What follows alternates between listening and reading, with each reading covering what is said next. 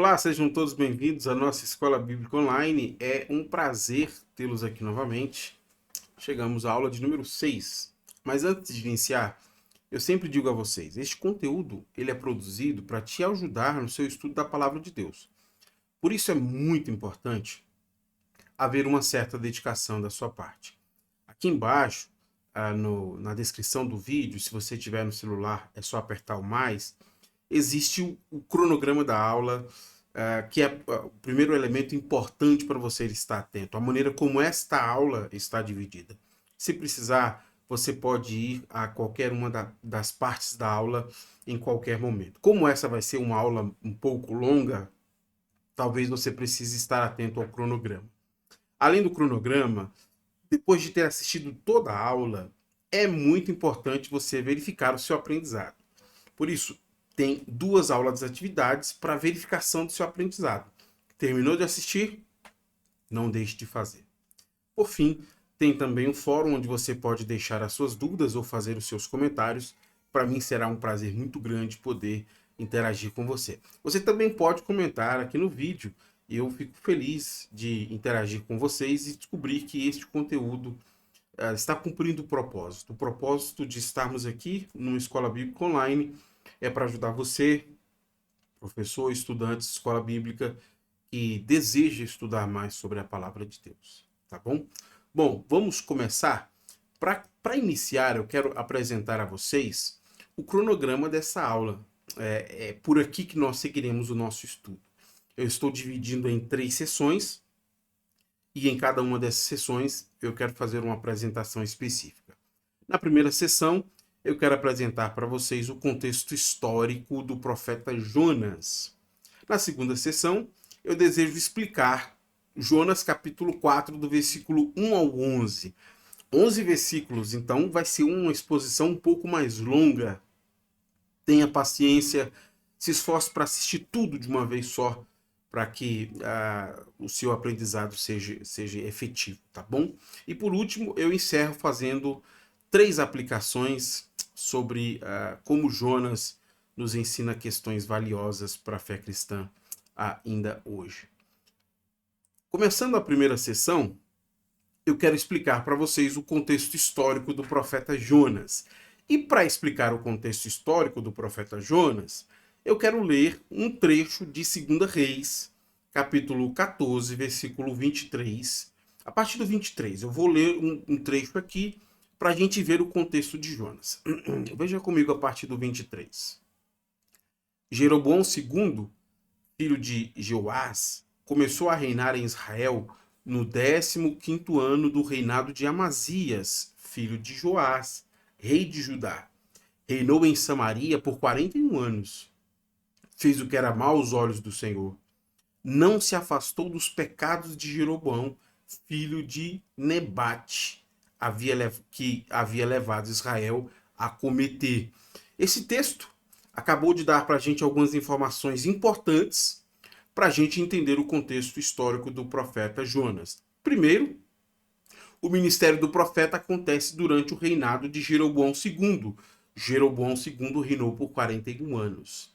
Segunda informação que a gente tem aqui, nesse período em que governou Jeroboão II, ele violou a aliança com Deus.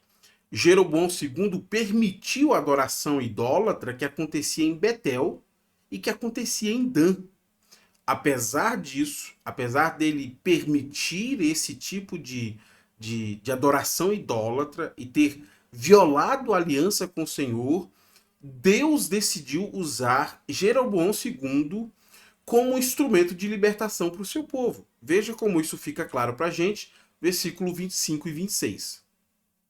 Jeroboão II recuperou os territórios de Israel entre Lebo-Ramate e o Mar Morto, conforme o Senhor, o Deus de Israel, havia anunciado por meio de Jonas, filho de Amitai, profeta de Gad-Efer. O Senhor viu como era grande o sofrimento em Israel, tanto para escravos como para livres, e não havia ninguém em Israel que pudesse socorrê-los. E, porque o Senhor não tinha dito que apagaria completamente o nome de Israel, usou Jeroboão II, filho de Joás, para socorrê-los. Você conseguiu fazer a associação? Terceira informação importante que o texto acabou de dizer para a gente é que, apesar de ser um rei idólatra que permite a idolatria, o Senhor ouve o pedido do povo e decide livrar Israel. Qual o nome do profeta que o Senhor usou para comunicar esta mensagem de livramento? Se você esteve atento à leitura, você percebeu que o nome do profeta é Jonas, filho de Amitai. É aqui que nós temos a quarta informação importante. Jonas profetizou nos dias do rei Jeroboão II, e ele é um profeta que nós podemos chamar de profeta testado.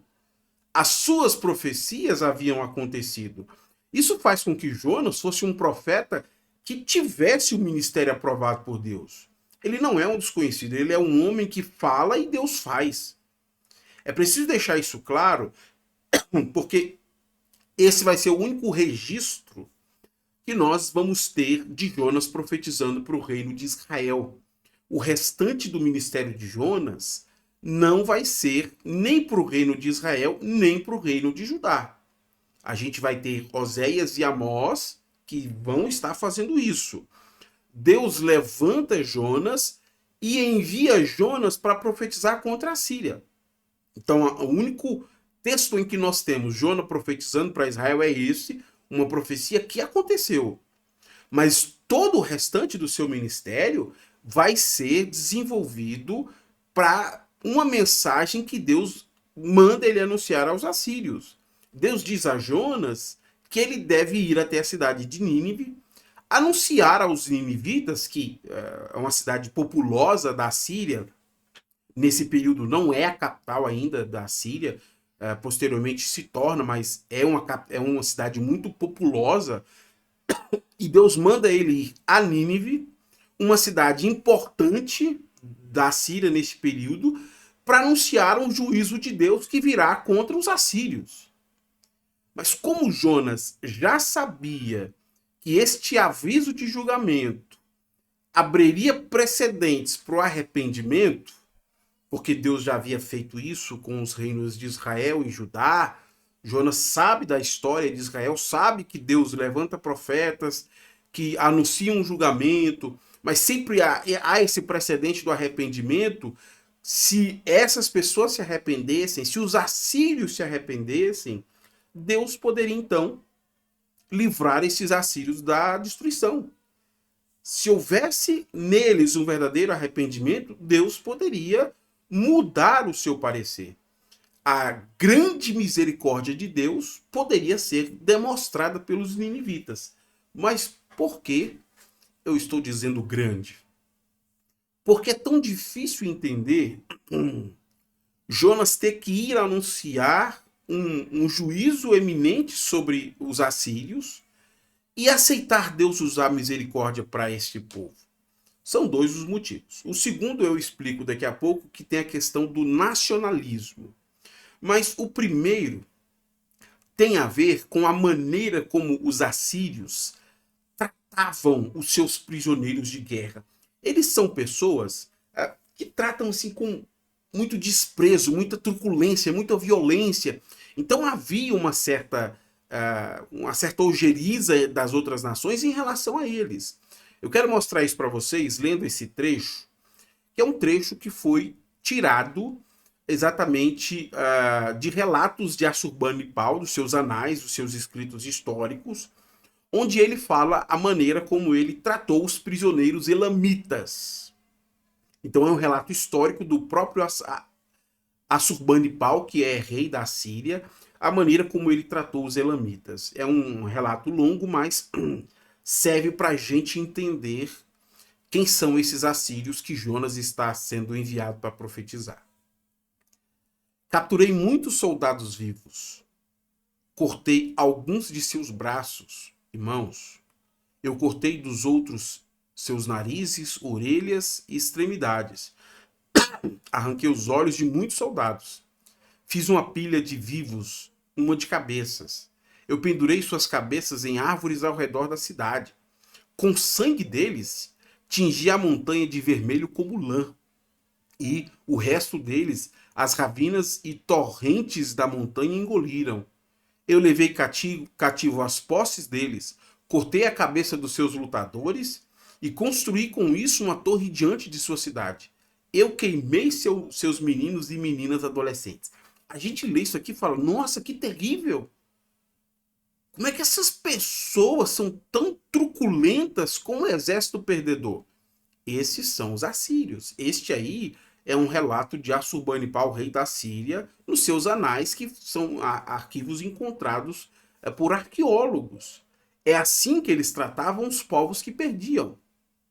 Por isso que eu disse a vocês que a misericórdia de Deus pelos ninivitas é melhor compreendida quando nós observamos a maneira como eles tratavam seus prisioneiros de guerra. Eles são extremamente hostis com os povos derrotados. E nós acabamos de ler um relato de Assurbanipal que prova isso.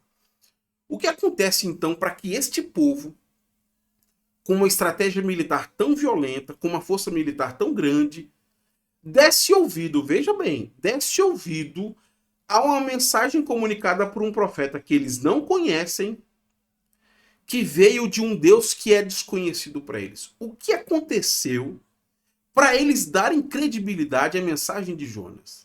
E aqui que eu quero ler que um comentarista escreve, porque nos ajuda a situar esse contexto histórico em que Jonas encontra os assírios.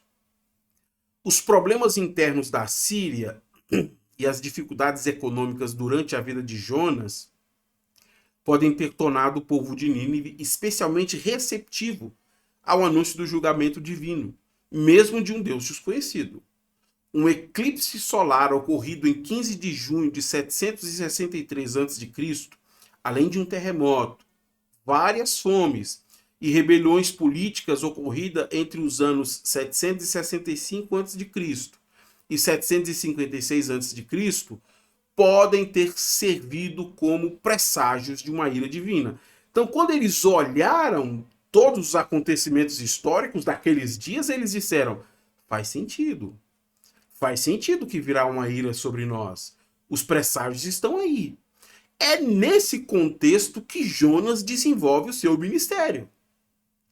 Ele vai profetizar para pessoas que são truculentas e que ele não tem o menor interesse de que Deus tenha misericórdia dessas pessoas por causa do seu nacionalismo, que eu quero explicar daqui a pouco.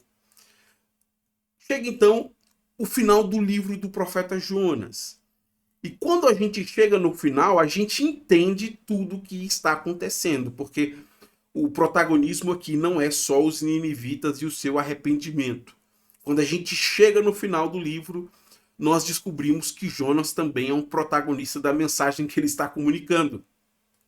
Porque ele tem uma postura que ele não aceita as misericórdias de Deus por aquele povo. E por isso que eu escolhi explicar a vocês, a partir de agora, na segunda sessão, Jonas capítulo 4, do versículo 1 ao 11, para mostrar como Jonas tem dificuldade de entender a mensagem de Deus para os ninivitas, e esse Deus que tem misericórdia. A gente entende, inclusive, porque Jonas decidiu fugir.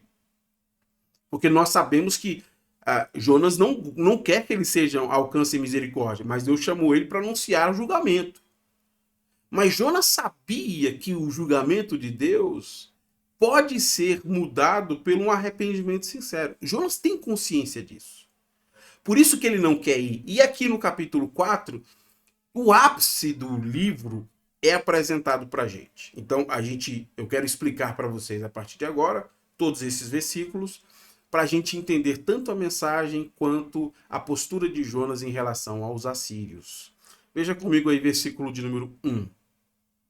O versículo 1 diz assim: Isso tudo deixou Jonas aborrecido e muito irado.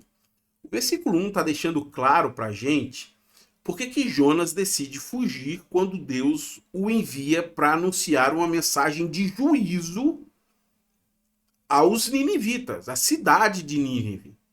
Jonas sabia que Deus iria acabar poupando essas pessoas se essas pessoas se arrependessem. E foi isso que aconteceu. Lá no capítulo 3, que nós não temos tempo de estudar aqui, é apresentado a maneira como essas pessoas verdadeiramente ficam arrependidas. O que o capítulo 4 começa nos dizendo é que Jonas está frustrado. Ele não gosta disso que Deus acabou de fazer. Deus decidiu usar de misericórdia para com este povo que, segundo Jonas, não merece essa misericórdia. Se nós começamos lendo o livro de 2 Reis e vimos Jonas como um verdadeiro homem de Deus, aqui no capítulo 4, Jonas se apresenta como um homem egoísta, mesquinho, temperamental e até tolo. Da mesma forma que Deus decide poupar o reino de Israel, que mesmo tendo um governo ruim, que possibilitava o avanço da idolatria, este povo foi poupado porque era o povo da aliança. E Deus decidiu fazer a mesma coisa. Deus decidiu tratar com a mesma misericórdia os assírios, poupá-los da destruição. E é isso que Jonas não entende. Por que o Senhor faz isso? Por que o Senhor age assim? Jonas então decide apresentar a Deus em oração toda essa sua indignação. Veja comigo o versículo de número 2. Então, orou ao Senhor: antes de eu sair de casa, não foi isso que disse que tu farias ao Senhor? Por esse motivo, fugi de Tarsis. Sabia que és Deus misericordioso e compassivo, lento para se irar e cheio de amor. Está pronto a voltar atrás e não trazer calamidade. Eu tô rindo porque Jonas fala que conhece os atributos de Deus. E nessa oração ele não está fazendo uma doxologia. Não é uma adoração. Jonas está fazendo uma oração de lamento. Porque ele diz que já sabia que Deus era assim. Jonas conhece os atributos de Deus. Ele sabe que se alguém agisse da maneira como os ninivitas agiram, Deus usaria de misericórdia. Se a pessoa se arrependesse, Deus mostraria misericórdia. Por isso que ele não queria ir até Nínive anunciar a mensagem aos ninivitas. Quando o capítulo 4 transcreve para a gente a oração de Jonas, nós conseguimos perceber que Jonas não concorda com o resultado que ele havia alcançado por meio da sua mensagem. Ele já sabia, pela sua experiência de outra ocasião, que ao profetizar, alguma coisa aconteceria. Por isso que ele decidiu fugir. Mas também não deu certo. Jonas não queria ver o Senhor demonstrar a mesma misericórdia que ele demonstrou para com Israel. Jonas não queria ver o Senhor usar misericórdia com os assírios. Essa não aceitação é própria de alguém que defende uma teologia nacionalista. O que é essa teologia nacionalista?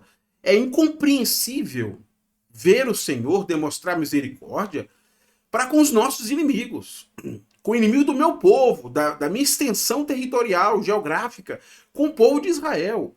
É isso que é a teologia nacionalista de Jonas. Mas Jonas não pode limitar Deus. Porque não é Deus que serve aos planos de Jonas. É Jonas que serve aos planos do Senhor. Somos nós que servimos aos planos de Deus. Isso incomoda profundamente Jonas. E por não suportar, preste atenção, por não suportar essa bondade de Deus, Jonas encerra sua oração fazendo a Deus um pedido. Versículo 3. Agora tira minha vida, Senhor. Para mim é melhor morrer que viver desse modo. Essa é a segunda vez que Jonas pede para sua vida ser tirada. Na primeira vez, aconteceu lá no capítulo 1, ele pediu aos marinheiros para que jogassem ele no mar e tirassem a sua vida. Mas ali o seu pedido não foi atendido. Ele não morreu. Aqui, ele refaz o pedido. Mas agora ele está pedindo ao próprio Deus. Veja, Jonas prefere morrer ao ver o bem-estar de uma nação que é inimiga do seu povo. Essa é a teologia nacionalista. Eu prefiro morrer ao ver os inimigos do povo de Israel viverem bem. A morte para Jonas aqui representaria um refrigério, o fim desta angústia que ele está sentindo em sua alma. Mas Deus decide responder Jonas no versículo de número 4. O Senhor respondeu: você acha certo ficar tão irado assim? E essa pergunta de Deus é uma pergunta retórica. Deus está respondendo a Jonas e aos leitores que posteriormente leriam esse texto. Que direito vocês acham que têm de ficarem aborrecidos com Deus por ele ter sido bondoso para com os assírios? Por isso que o Senhor ignora completamente o pedido de Jonas. Deus nem toca no assunto dele. O pedido é: eu quero morrer. Deus nem se volta a isso. Porque Deus sabe que este é um pedido estúpido. É um pedido estúpido feito por alguém que está frustrado e está pensando apenas em si. Então não merece nem resposta. Temos então, a partir do versículo 5, a impressão que Jonas pretendia convencer Deus com seus argumentos. Por isso, o que ele faz? Ele decide ir para o lado de fora da cidade para esperar o juízo de Deus que poderia vir a qualquer momento contra essas pessoas. Versículo 5. Então Jonas foi até um lugar a leste, ele entrou pelo oeste anunciando e agora vai para o leste, a leste de Nínive, e constrói um abrigo para sentar-se à sua sombra, enquanto esperava para ver o que acontecia à cidade. O versículo começa nos dizendo o quanto Jonas está teimoso em sua oposição a Nínive. Jonas não desistiu da sua mensagem. Se ele entrou aqui dizendo que o juízo de Deus viria, ele deseja ver a destruição. Por isso ele constrói do lado de fora da cidade um abrigo improvisado, como se fosse um camarote. Porque o próprio versículo diz isso. Jonas quer ver o que vai acontecer com a cidade. Talvez está passando pela sua mente uma destruição estilo Sodoma e Gomorra. Ele quer ficar ali do lado de fora vendo o que vai acontecer. Ele fica então em um abrigo, e essa palavra aqui, abrigo, é a mesma palavra utilizada para abrigos construídos na festa das cabanas. Ou seja, é uma cabana simples para sombra, já que ele vai ficar poucos dias. Daqui a pouco vai acontecer o juízo de Deus. Essa é a compreensão de Jonas. Então Jonas espera que o fim, o juízo de Deus, chegaria a qualquer momento. Qualquer momento Deus vai destruir Nínive. Por isso ele constrói uma cabana muito simples. Mas não é isso que Deus faz. Se passam 40 dias, o capítulo 3 dá a nós essa impressão. O Senhor não destrói a cidade, nada acontece. A cidade tinha voltado à sua rotina normal, as pessoas voltaram a trabalhar, as coisas voltaram a funcionar e a destruição não veio. Isso acontece porque, muito provavelmente, o Senhor havia aceitado as orações daqueles opressores. Muito provavelmente, o Senhor viu que o arrependimento dos opressores era verdadeiro. E aí Jonas está frustrado. Para convencer Jonas sobre esse seu erro, de achar que Deus não deve demonstrar misericórdia para quem ele quer demonstrar misericórdia, Deus decide então tornar aquele abrigo de Jonas mais confortável e a partir desse abrigo tirar uma lição valiosa. Veja comigo o versículo 6. O Senhor Deus fez crescer ali uma planta e logo espalhou suas folhas grandes sobre a cabeça de Jonas e o protegeu do sol. Isso aliviou o desconforto de Jonas e ele ficou muito grato pela planta. Apesar de ser um abrigo improvisado, o que a gente acabou de ler é que Deus fez surgir uma planta que providencia um telhado apropriado para aquele abrigo, para aquela cabana. Aquele lugar que era desconfortável ficou um pouco mais confortável. E Jonas agora está agradecido pela planta, porque ele está protegido contra o sol. E essa é uma das grandes preocupações de quem vive nessa região. Se proteger do sol. para Jonas, essa intervenção de ter nascido uma planta que fez surgir uma sombra para protegê-lo do sol, mostra o quanto Deus estava preocupado com seu bem-estar. Jonas talvez passe a acreditar que, como ele não ficou dentro da cidade, porque a cidade vai ser prestes, a cidade está prestes a ser destruída, ele está ali no deserto, vivendo numa situação desconfortável. Quando ele recebe este cuidado de Deus, ele meio que parece perceber que as coisas estão se ajustando. Ah, então finalmente as coisas estão começando a acontecer. Eu não fiquei lá dentro da cidade, porque lá seria mais confortável, mas a cidade vai ser destruída. Eu estou aqui fora no deserto, neste abrigo improvisado, nesta cabana. Deus fez surgir uma planta aqui que criou sombra. Ah, então as coisas estão começando a se ajustar. Parece que finalmente Deus está se movendo para talvez dizer a Jonas: não, Jonas, fique aí mais um pouco. O meu juízo virá. De fato, essa intervenção de ter nascido uma planta era uma mensagem de Deus, mas não uma mensagem com o conteúdo que Jonas queria ouvir. Isso fica claro para a gente no próximo versículo, versículos 7 e 8, onde nos conta como Deus está intervindo nisso tudo para ensinar muitas coisas a Jonas. No dia seguinte, versículo 7, porém, ao amanhecer, Deus também mandou uma largata. Ela comeu o talo da planta que secou. Quando o calor do sol se intensificou, Deus mandou um vento leste quente soprar sobre Jonas. O sol bateu em sua cabeça até ele sentir-se tão fraco que desejou morrer. Para mim, é melhor morrer do que viver desse modo, disse ele. Olha, o mesmo Deus que fez crescer a planta envia uma largata para comer a planta. Mesmo que a planta tenha ficado com Jonas apenas um dia, ele viu o valor da sombra daquela planta para lhe dar mais conforto, enquanto ele espera a destruição da cidade. Mas aí o que acontece? A planta morre e murcha.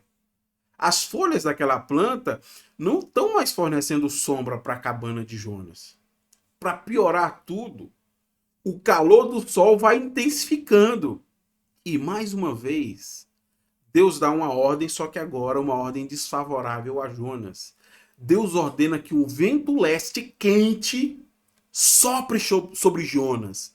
Isso aqui eu desejo fazer uma rápida explicação do contexto histórico, só para você entender o que é este vento leste quente, que é muito conhecido ali na região como siroco ou charoco. É um vento que vinha do deserto do Saara e soprava em direção ao litoral. Esse comentário do Douglas Stuart é um comentário necessário para a gente entender este vento que Deus mandou soprar ali.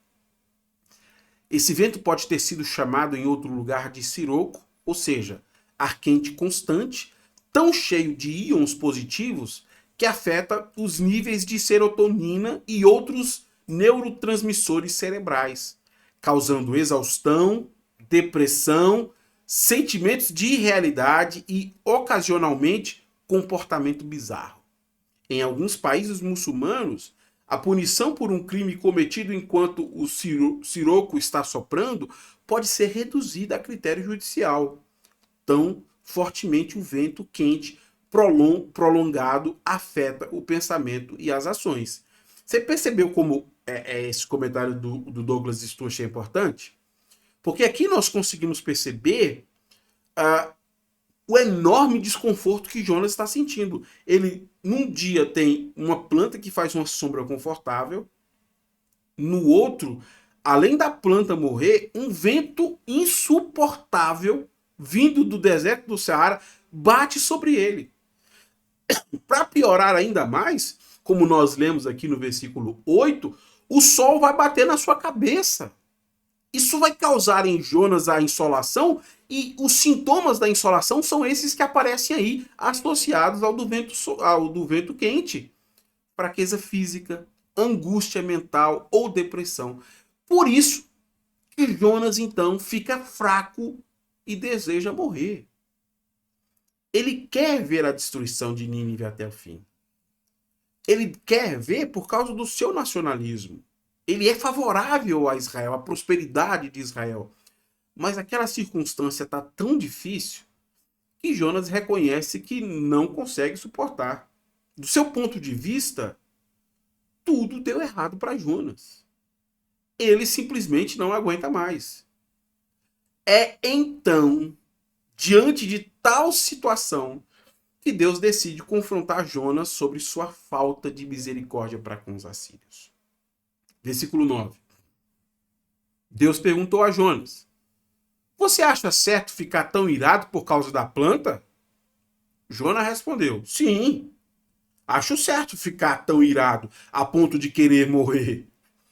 Essa pergunta de Deus a Jonas, ela é feita com o propósito de mostrar a incoerência por parte do profeta. Por isso é uma pergunta tão objetiva. A pergunta é: você acha certo ficar irado por causa da morte da planta? Nesse momento, com essa pergunta, Jonas não avalia as implicações da sua resposta. Ele meio que responde sem pensar. Ele dá uma resposta rápida a Deus. Ele diz sim. Estou com raiva porque a planta morreu. O sol está batendo sobre minha cabeça. Mas a resposta que Jonas está dando ao Senhor prepara o argumento necessário que Deus deseja apresentar a Jonas para mostrar a sua incoerência. Por sua própria vontade, Jonas está declarando que uma planta é digna de viver. Exatamente porque essa planta que é digna de viver, Jonas está extremamente indignado, Deus está dizendo a mesma coisa. Se você se sensibilizou com uma planta que você acha que é digna de viver, por que Deus não deveria ter misericórdia dos assírios? E é isso que o Senhor responde a Jonas, versículo 10 e 11. Então o Senhor disse: Você tem compaixão de uma planta, embora não tenha feito coisa alguma para ela crescesse? Ela depressa apareceu e depressa murchou. Nínive, porém, tem mais de 120 mil pessoas que não sabem discernir entre o certo e o errado. Sem falar de muitos animais. Acaso não devo ter compaixão desta grande cidade? Que resposta você acha que Jonas poderia dar a Deus depois de toda essa situação? Nenhuma. Não tem resposta que Jonas possa dar a Deus. Por isso que o livro termina com essa pergunta. Não há absolutamente nada que justifique Deus não usar de misericórdia para com os assírios. Você teve misericórdia de uma planta que não mereceu misericórdia. Por que Deus não pode ter misericórdia com pessoas que não merecem a sua misericórdia? E é isso que Deus está falando. Ao invés de fazer pela planta, Deus decidiu fazer por 120 mil pessoas que moram ali. Pessoas que não possuem conhecimento suficiente para saber como se livrar desse juízo eminente. Mas que depois de terem ouvido a mensagem do Senhor, que foi comunicada por meio de Jonas, se arrependeram profundamente. O Senhor então está oferecendo uma escolha da sua graça para que essas pessoas alcancem a vida ideal que Deus tem para elas. Elas não mereciam isso. Mas antes de ouvirem a mensagem do Senhor, o único caminho que elas conheciam era o caminho do pecado. E Deus acrescenta um argumento a mais. A quantidade de animais que há neste lugar. Deus teria motivos para livrar a cidade só pelos animais que vivem ali.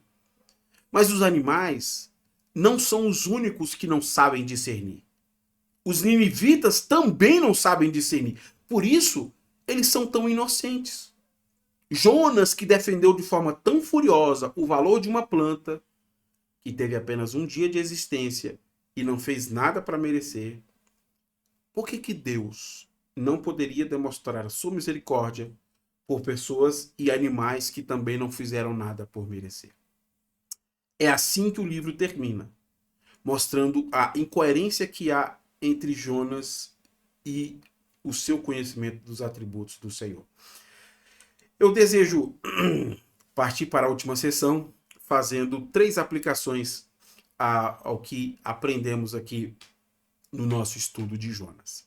Essa primeira aplicação, ela se baseia no livro do querido pastor Tim Keller, que faleceu bem recentemente. Ele tem um livro incrível sobre o profeta Jonas, que é chamado de profeta pródigo.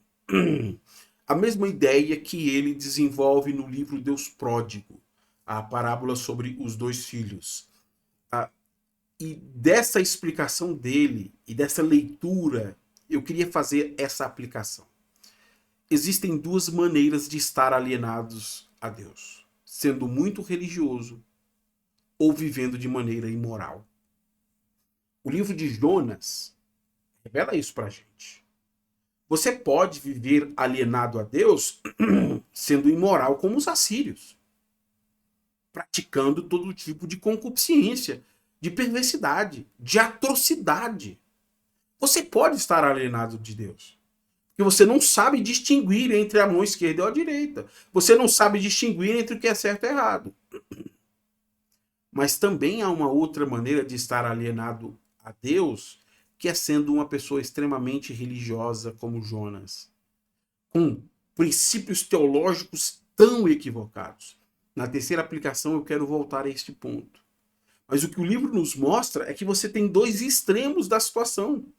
Pessoas extremamente religiosas e pessoas extremamente morais. Os 2 estão diante da mesma condição, que é, eles estão distantes do plano perfeito de Deus. Jonas, que não entende a forma como Deus trabalha, e os ninivitas, que se opõem ao Senhor com a sua maneira de viver.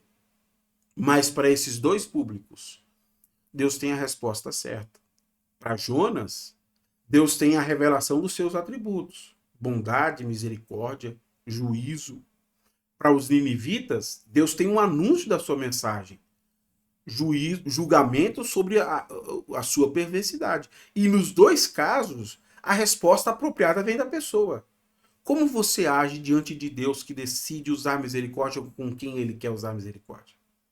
Ele usou com você e pode usar com outras pessoas. Para os ninivitas se você continuar neste caminho, o julgamento é inevitável.